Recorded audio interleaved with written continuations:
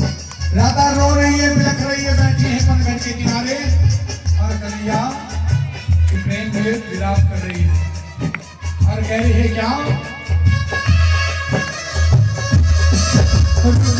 जिंदगी ने मोड़ लिया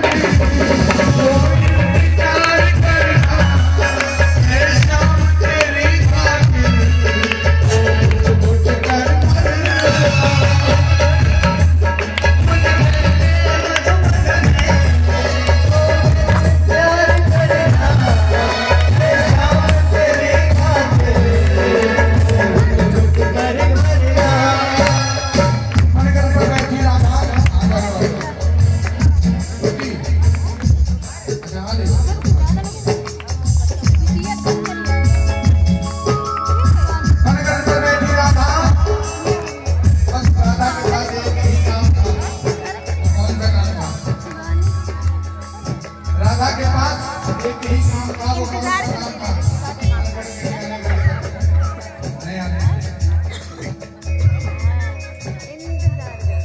कहते हैं कोई अपना चला जाता है तो क्या छोड़ जाता है, क्या छोड़ जाता है, यादें छोड़ जाता है। ये एक बात